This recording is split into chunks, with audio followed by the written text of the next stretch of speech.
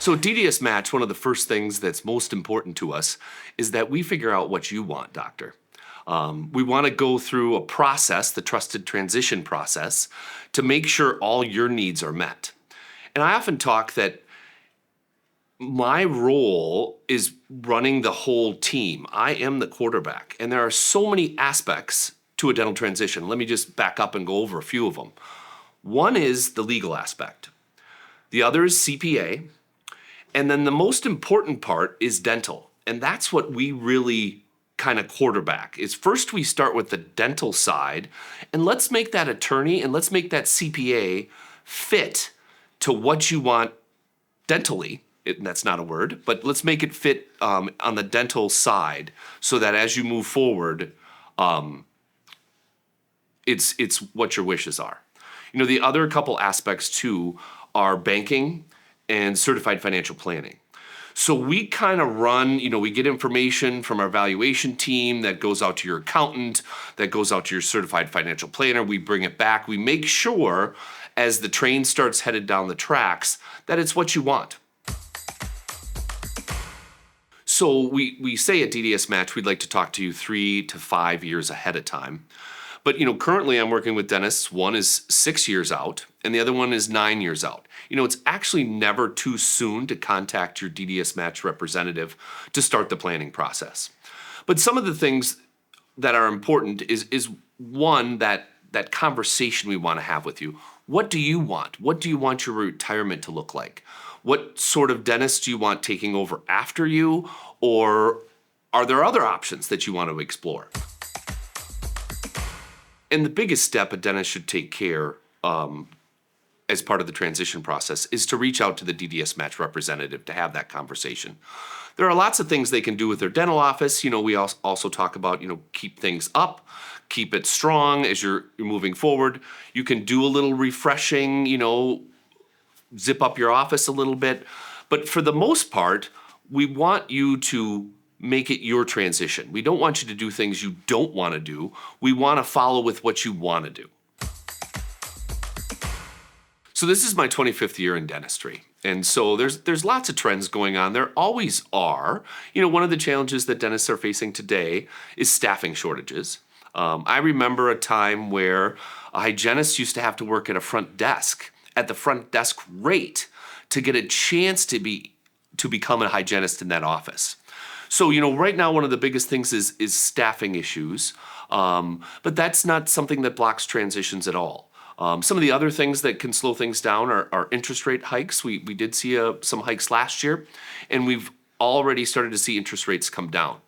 The reality is it's not that big of a concern because if there's enough cash flow in your practice, the spike in interest rates won't really hurt you. Where it really affects some people is if kind of at the end of your career you wanted to wind down and you're winding down your practice, those get a little harder to sell because we have to have enough cash flow to pay the mortgage on the practice. And then we also have to have something left over for the new buyer. One of the biggest things when you look at selling to a DSO versus a private buyer is, a private buyer, they buy it and normally you're done. Obviously, if you're selling a larger practice, sometimes you might have to work back for that new buyer just to bridge the gap. But the biggest difference, a private buyer versus a DSO, is a DSO wants you to stay to work, maybe 3 to 5 years after. So is that something you want to do? And that's why we like to talk to them so far ahead of time, because that might be a good route for some.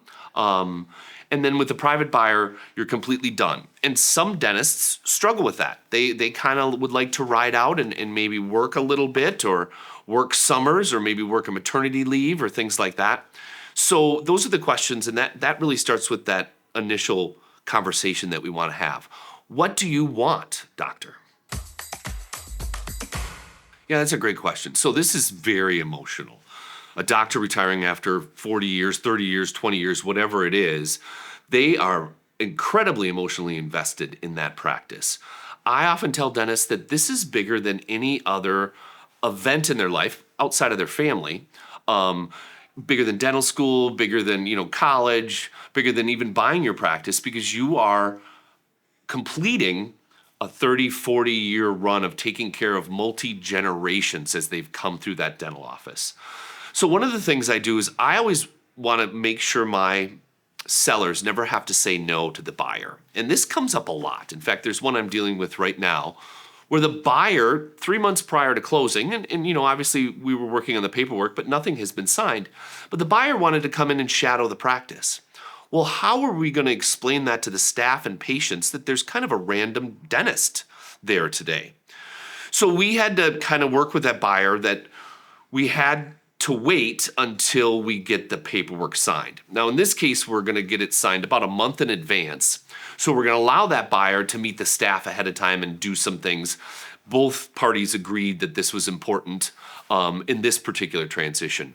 But it's very important to kind of manage both sides' emotions because, remember, this young dental student is $350,000 in debt. They might have a spouse that put them in more debt. Maybe they just bought a new home. We all maybe remember that.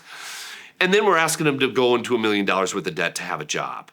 So one of the things that we do is we help create a pathway.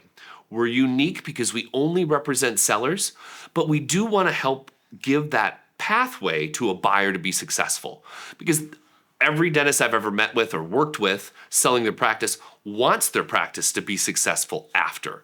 Again, we have to make sure we're representing the seller, but we want to also help all parties involved, and we want to make sure the wishes are respected by that selling doctor.